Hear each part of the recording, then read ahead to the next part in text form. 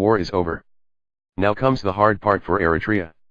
By Nizar Mainek and Samuel Gabra. August 26, 2018. Eritrea's 20-year conflict with Ethiopia ended in July. Government said besiegement justified tight political control.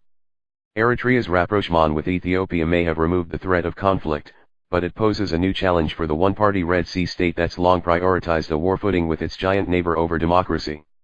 After decades of conflict and tension, the calm is a novelty for the nation that sits on a key shipping route to the Suez Canal and has known only 5 years of official peace since seceding from Ethiopia in 1993. After the two fought a 1998-2000 war, Eritrea stifled dissent and indefinitely suspended time limits on national service, spurring tens of thousands of people to flee to neighboring countries and Europe. Now, as Ethiopia's leader promises multi-party democracy, a top Eritrean official says President Isaias Afwerki's government will have to respond and provide options for people to consider. Yemina Gabrib. Photographer, Fabrice Kofrini/AFP via Getty Images. We want to create a situation of political participation of our population, and we want to devise ways of doing that so people can have a say in how their country and their government is run, presidential advisor Yemina Gabrib said in an interview in the capital, Asmara. The ruling party is working on political structures, forums, discussions where people could have an input, a say in their lives in the administration of their country, he said, without elaborating or providing a timeline. Slow process. Reform in Eritrea, home to an estimated 3.2 million people, according to its National Development Ministry, may prove slow for a country that lacks a working constitution, free press, or independent civil society and has long been lambasted for its human rights record by the United Nations and advocacy groups. The government has said it's planning political changes before. Yemina spoke of an inclusive participatory process in nation building during a 2015 discussion forum in Vienna, and Isaias announced late 2014 that Eritrea was drafting a new constitution. As recently as 2015, the UN listed Eritreans as the fourth biggest group risking their lives to cross the Mediterranean, adding to Europe's refugee crisis. Eritrea describes those fleeing as economic migrants, seeking salaries higher than the roughly $120 to $270 per month paid in the army and civil service before automatic deductions for items such as housing. Eritrea port. Photographer, Mahidar Haile Selassie Tade/AFP/Getty Images. People are expecting some kind of democratic opening, said Maron Estefanos, an Eritrean journalist and human rights activist based in Sweden. The hopes for change are very high. Eritrea, which is roughly the size of the United States state of Pennsylvania, has been under UN sanctions since 2009 because of allegations it supports Islamist militants in Somalia, a charge it argues is politically motivated. Ethiopia recently called for the embargo to be lifted. Mining, pipeline. The mainly agrarian economy has been mostly isolated too, although Neptune Resources Limited of Canada and China's Shanghai Sphco Group have mining operations with the state that are producing gold, copper, and zinc, according to the Energy and Mines Ministry. The new friendship with landlocked Ethiopia, which has Africa's fastest growing economy and a population of more than 100 million people, raises the prospect of it again using Eritrea's ports. An oil pipeline between the nations is planned.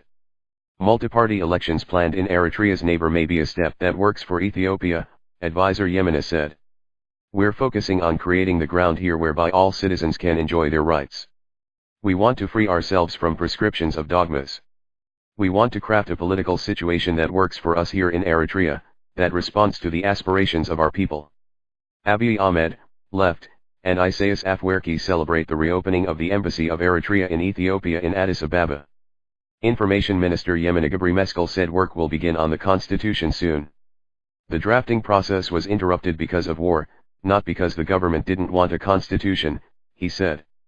It will be worked out, though unlikely before the end of the year, with many priorities amid the dawn of peace. Wonderful opportunity. Advisor Yemina said the focus will be on economic, social, and cultural development that was held back for 20 years, and that peace gives a wonderful opportunity. No one underestimates the challenges. Eritrea's ruling People's Front for Democracy and Justice is under the firm control of Isaias, the 72-year-old ex-rebel leader. Former high-level officials who've criticized his rule have been imprisoned and held incommunicado, according to New York-based Human Rights Watch. A UN Commission of Inquiry on Human Rights in Eritrea in 2016 accused officials of committing crimes against humanity, including enslavement, rape, and murder over the previous quarter century. Eritrea's government rejected the report, saying it had no solid evidence. A 2017 study at the University of Leiden described a complex regional system involving government officials, military personnel, and criminal gangs used to smuggle Eritreans abroad. People walk in the streets of the Eritrean capital of Asmara. No rebel dialogue. While Ethiopia's political opening has included the government reaching out to opposition groups including those it previously designated terrorists and were based in Eritrea, its neighbor hasn't made similar overtures. The presidential advisor says dialogue with Eritrean rebels hosted by Ethiopia isn't an issue at all for the people of this country. Eritrean opposition in the diaspora are planning to protest at the UN in Geneva later this month against the undeserved sympathy Asmara is getting from regional and global actors even as the human rights and political situations remain unchanged, according to Harnet, an opposition website.